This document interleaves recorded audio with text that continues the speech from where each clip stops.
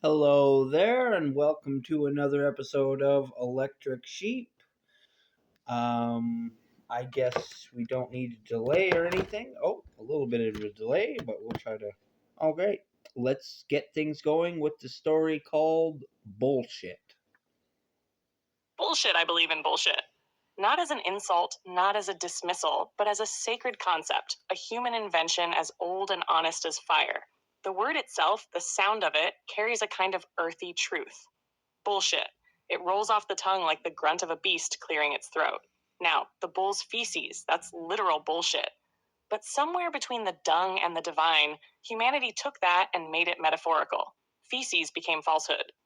Why? Maybe because lies smell the same: heavy, warm, unmistakable, and often spread too generously. There's an old legend, half whispered among alchemists, about the origin of it all.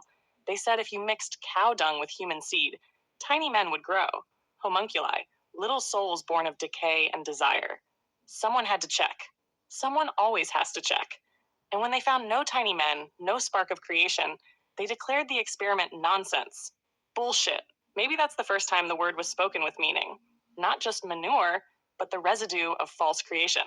The waste left behind when we chase miracles that don't exist. But I think bullshit has a higher purpose. It's not just lies. It's the static between signals, the junk information that filters the truth. Before algorithms, before data sorting, before firewalls and search engines, humans had one tool for recognizing the useless from the useful: bullshit detection. We smelled it out. We felt it. We called it what it was. And yet there's value in bullshit. Because what we discard tells us what we worship. What we call junk today might be revelation tomorrow. One man's bullshit is another man's scripture. One man's nonsense is another man's enlightenment. Bullshit is the shadow of truth. You can't have one without the other. The sacred and the stupid dance together in the same field, and the bull doesn't care which part you worship. So maybe all of this theory, this ramble, this history, is itself bullshit. But that's okay, because bullshit in the end is proof that we're still searching. Well, I hope that wasn't too crazy and rambling. I don't know if Chat GPT completely understood what I was going for, because it did change an important part of this story. It was supposed to be that they didn't test the experiment mixing bull dung because they dismissed it as bullshit. It was. Now, this goes to video games. If anybody knows Metal Gear Solid 2, the AIs in that were upset that humanity created too much junk information.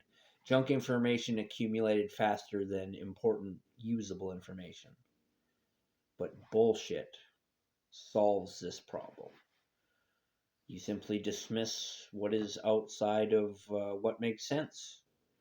You say, that's bullshit. That thing that guy's going on for days and months and years, it's complete nonsense. I don't have to waste my time with it. It's bullshit.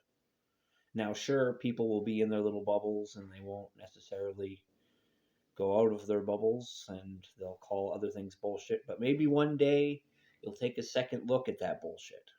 Maybe. But for now, it's junk information. I hope that makes a little bit of sense to somebody. My name is Joseph Arthur Roszell. I want to thank you for watching and listening. I want to wish you all luck in the world. And I want you to remember that I love you. I don't think that's bullshit, and I hope you don't either. Peace out.